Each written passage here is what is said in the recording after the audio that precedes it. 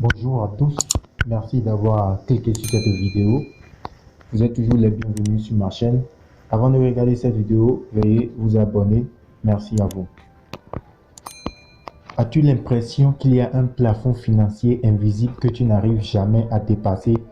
S'il te plaît, avant toute chose, oublie ce que tu gagnes par mois ou par jour et fixe une somme d'argent que tu aimerais avoir dans ton compte bancaire actuellement.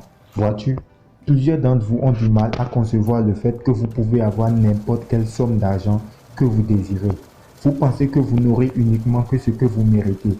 Et si vous méritez tout et absolument tout, parlons du fric, de l'argent. Êtes-vous prêts? On y va. Pourquoi dès qu'on parle d'argent ou de position sociale ou encore de richesse, plusieurs personnes se sentent tout d'un coup offusquées, gênées et déprimées, voire nerveuses? À la fin de cette vidéo, vous découvrirez certains raisonnements erronés à propos de l'argent. Si vous arrivez à regarder de bout en bout, la maille, le fric, l'argent est un moyen de change, le plus souvent matérialisé sous la forme de billets et de pièces de monnaie qui est accepté par une société pour payer des biens, des services et toutes sortes d'obligations. C'est donc un instrument de paiement. Ce que vous pensez de l'argent et de la richesse détermine la vitesse à laquelle vous attirez à vous l'argent, soit lente, soit moyenne ou alors rapide. À la fin de cette vidéo, vous déterminerez à quelle vitesse vous attirez l'argent à vous. Laissez-moi vous dire que déjà plusieurs personnes ont quitté cette vidéo dès qu'ils ont vu le titre. Laissez-moi vous dire que plusieurs personnes ont déjà défilé cette vidéo dès qu'elles ont vu le titre de l'article. Puisque les êtres humains associent à l'argent les complexes d'infériorité et de supériorité. Un complexe d'infériorité, c'est quand vous vous voyez inférieur aux autres parce que vous possédez un pouvoir d'achat inférieur ou que vous êtes pauvre. Tandis que le complexe de supériorité, c'est quand vous vous croyez être le nombril, le centre du monde parce que vous êtes opulent et influent. Votre vie sera toujours le résultat de vos pensées à son égard, y compris la pensée évidemment créatrice selon laquelle vous obtenez rarement ce que vous choisissez.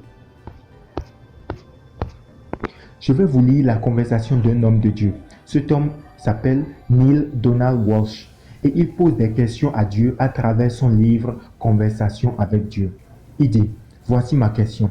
Pourquoi est-ce que je n'attire jamais suffisamment d'argent dans ma vie?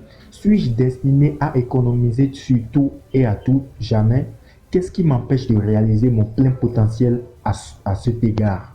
Et Dieu lui répond, cet état ne se manifeste pas seulement chez toi, mais chez un grand nombre de gens. Le problème est un manque de compréhension des principes d'abondance, habituellement ajouté à un très grand manque de jugement à propos de ce qui est bon et de ce qui est mauvais. Permets-moi de te donner un exemple, s'il te plaît. Tu entretiens la pensée que l'argent est mauvais. Tu entretiens également la pensée que Dieu est bon. 1000 fois merci. Par conséquent, dans ton système de pensée, Dieu et l'argent ne font pas bon ménage. Ce qui rend les choses intéressantes, c'est que tu peux difficilement considérer l'argent comme une bonne chose. C'est-à-dire que si tu trouves qu'une chose est très bonne, tu lui accordes une valeur moindre en termes monétaires. Alors meilleure est-elle, c'est-à-dire plus grande est sa valeur, mais elle vaut moins en termes d'argent. Tu n'es pas le seul dans ce cas. Toute la société entretient cette croyance. Par conséquent, vos enseignants reçoivent un salaire dérisoire et les stripteaseuses une fortune. Vos leaders font si peu en comparaison des vedettes du sport qu'ils se croient obligés de voler pour compenser la différence. Vos prêtres et vos rabbins vivent de pain et de l'eau alors que vous lancez de l'argent aux vedettes de spectacle. Pense-y si tu accordes à une chose une valeur intrinsèquement élevée. En termes monétaires, elle est réduite. Prends l'exemple d'un scientifique qui recherche un remède au sida et qui quémande sans cesse de l'argent, tandis que la femme qui écrit un livre sur les 100 nouvelles façons de faire l'amour et produit les cassettes et des séminaires de fin de semaine pour l'accompagner récolte une fortune. Cette façon de penser contradictoire est une propension que vous avez. Elle vient d'une idée fausse. Cette idée fausse, c'est celle que vous entretenez par l'argent ou sur l'argent.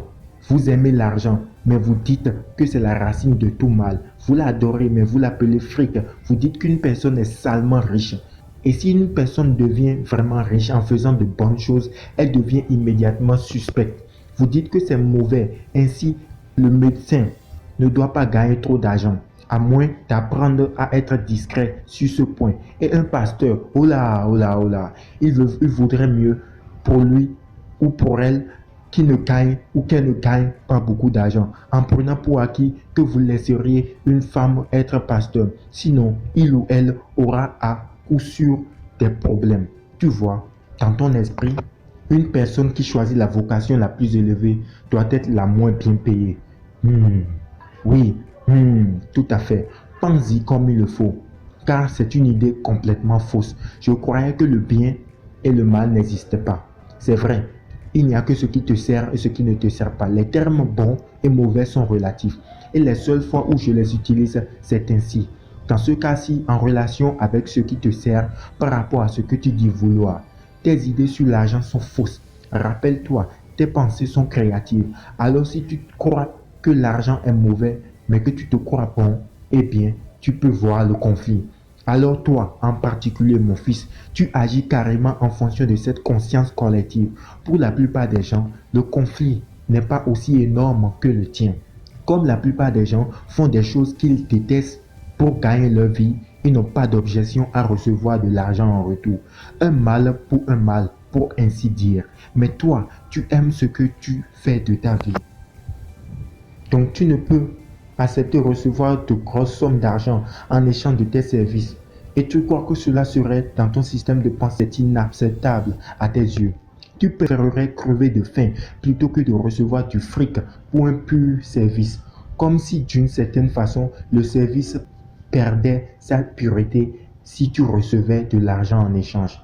On obtient alors cette véritable ambivalence à propos de l'argent. Une part de toi le rejette et une part de toi a du ressentiment de ne pas en avoir. L'univers ne sait pas quoi faire de cela, car il a reçu deux pensées différentes de ta part. C'est pourquoi ta vie en ce qui concerne l'argent connaît des hauts et des bas.